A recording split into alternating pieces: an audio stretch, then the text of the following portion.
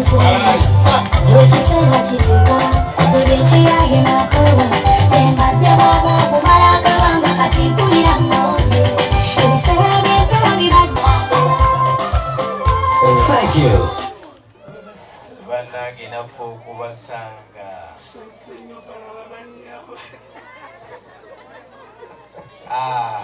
Otyo Senga mwanyinaze kituufu tubadde wano nga tuli mu lukiiko ne tufuna abagenyi abatali bageyi bwe batuuse banatujuliza nti oli mu zooni z'Emasiki Madirisa zooni ngulingiriza Town Council ne batugamba nti obamanyi obuvo n'obuddo ne ngamba mugamba Senga ki Senga nabikande oba Senga ono gwe baaloga ekirevu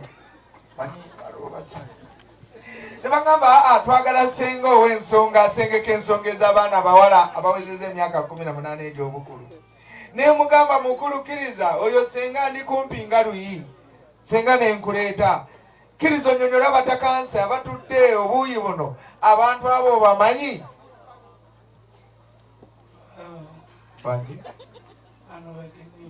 bano bagenyi baffe akalolo sekawulira bazzukulu ba nensaba abalina amakyaki nga mwakiriza nyonyola abatakansi wabamanyi otya mwana wa taata mpulira baba bano bagenyi baffe ye baba mu lujja temuli kkubo temuba kkubo era baba okakasa kibo bonna waliwo omugu nali nsinga okutegeera era baba ngenza okumulaba ng'ali navo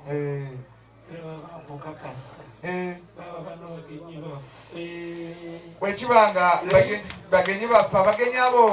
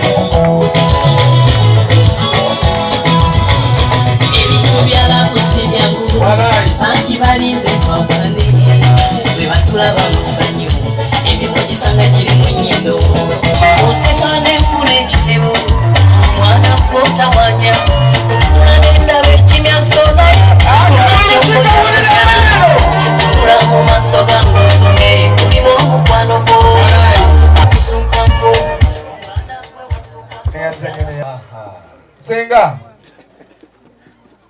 mwanyinaze otyo oyo yani ono ye mwami wange sokoleke ono ye mwami waffe sokoleke mwanyinaze wangi mwami soko kakane wansi kakana wansi Esanyu lireeta ebirala otyo mwanyinaze wangi mwanyinaze oyo yani ono ye mwami waffe kulwa Nalunga kulwa muwalawo kulwa wange Nalunga Mary batyo Senga amaze omulimu gwamaliriza Senga amaze okukola omulimu gwe tetenkanyanga bw'oyagala otuuza olulenzi gose photo plus eddakiika ziri 3 mwakakozesa 2 tetenkanya Senga otuuza olulenzi wala sika wala wabula otyo toyanza nnyo toyanzeege otyo ebifaananyi ajjukira bwe bakuba ebirungi bamukuba bitono. Nsaba Senga akome wadde Namayumba. Bannange leero mukolo gw'omwana wange naye mbadde njagala. Bannange erira madiiro g'omwami wange simanyi nakumanya. Mwana wange tuula kakeeka oyagalaku. Atule kakeeka taddugaza ngoye sabbuuni yafuuka wabbula. Omwami alirittawa. Omanyi abaami bakaco kano batusobera buli kimu bakitulekera. Ne batamanya nti bannange omwami ateekwa kwasizaako omukyala kubi. Alowooza tali mu lutolo. Oba alirittawa. Bageze mu beeti.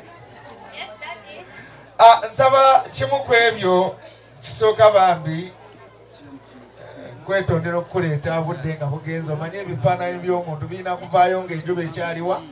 Ebimu bye tuba tulwana ffe abo erungamya b'emikolo naye ng'oli ali munda nga takitegeera.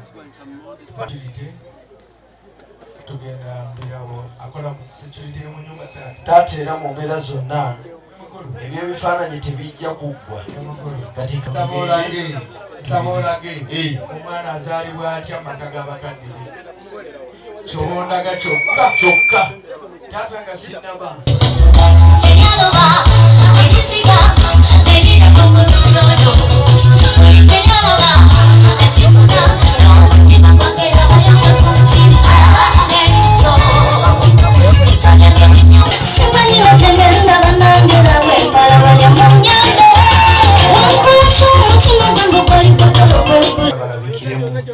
Awo kule nteekateeka ondeetera abaana baffe nyina ebifaananyi byenjagala balabikiremu awo.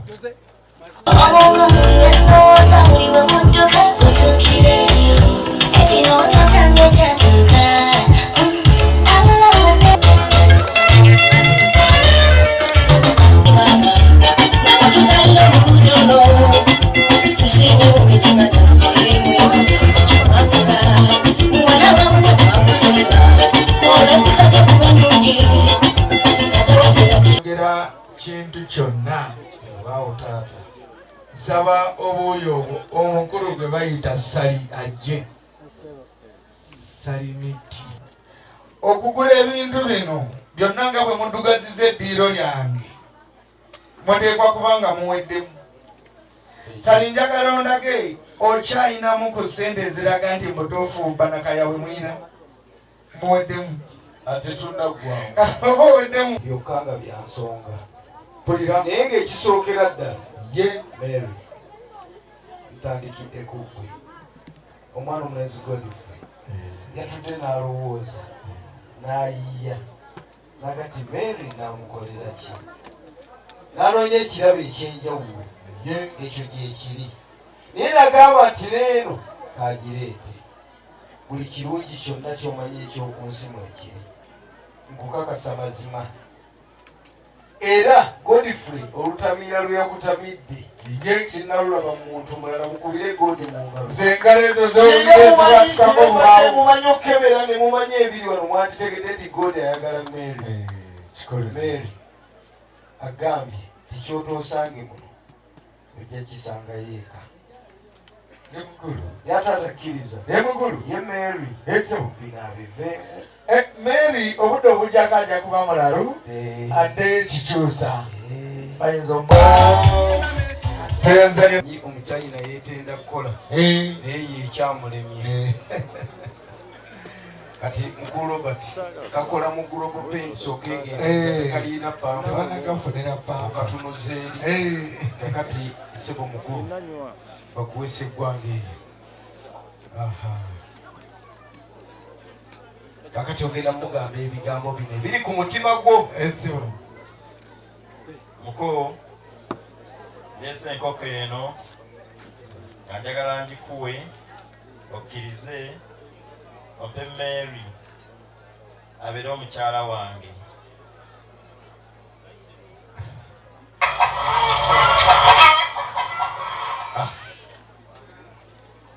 Kakati eyo muwali kati kwata ne wano.